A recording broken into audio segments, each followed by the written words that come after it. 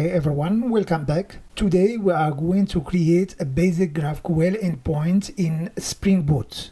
GraphQL, developed by Facebook, is an alternative to REST that uses a single endpoint and a schema, letting clients request exactly the data they need. This avoids over or underfetching of data and makes APIs more flexible and efficient.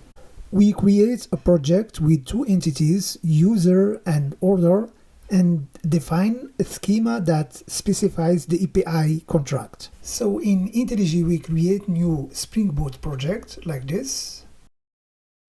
Spring Boot, let's call it, for example,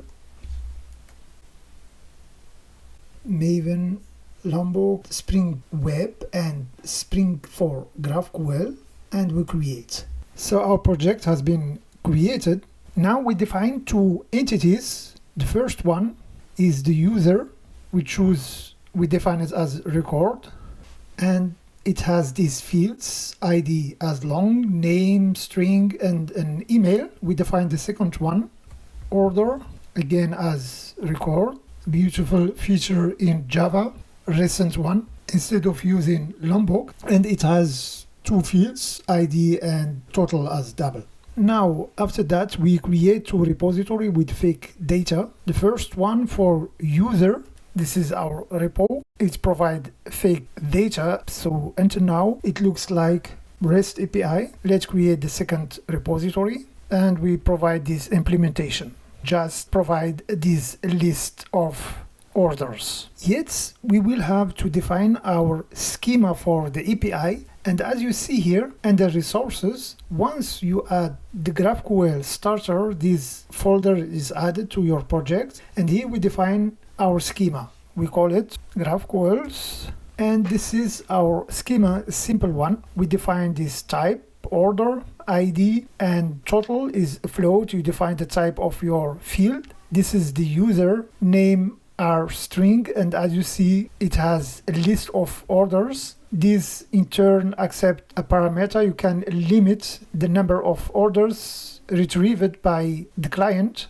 So this is the convention, and we define a query. This one, user type query, and we define a user, or you can call it whatever. It returns a user, and this int accept an ID, and you see this character here. It means that this parameter is mandatory. So this is the schema, and now we need to implement it. So the client will interact with this. You provide this information to the client, and the client knows which information is available. And the important things in GraphQL, the client can retrieve only needed data. For example, if only name is needed, the client can define in only the name, or if the server add additional fields, the client doesn't need to adjust the implementation, how the API is called. We need to implement this schema, and for that we define some controller like REST API. So I define the first class that provide the user.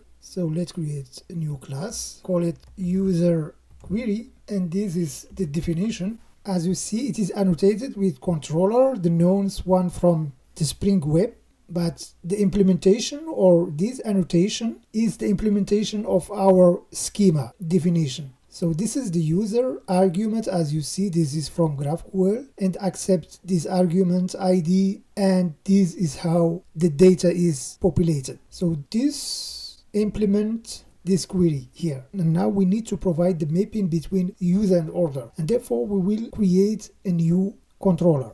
So new class, we call it, for example, user resolver, and this is the definition. We are using the repository for the order, and this is the most important things: schema mapping between user and orders, like defined here. So we have, so orders is defined as list and belongs to one user, and this is the implementation. So now we are ready, we can start our server, but before doing that, I will add some configuration in our application YAML file. Let's convert it to a YAML file because I like work with YAML file. So in our application YAML file, let's define this parameter. So in GraphQL, there is a tool included, a UI, where you can test or interact with your implementation. So by default, it is disabled and you need to enable it. So now we can run the server. Server has been started and you can see here some information in the log. Everything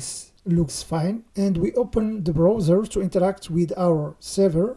I enter this path under this port, GraphQL. This is the UI included in the application. And you see it is loaded now. And here you can read the information, so you can provide the query for your request and you see whether it will work or not. I prepared this query. Here, user, I'm asking for ID number 42 and asking for name, email, and also orders. It accepts a parameter, limit to 3, and here I and total. Let's see whether it works. And as you see, I get the information. So this is very powerful. For example, if I need only the name, I can remove this. And you see we get only the name.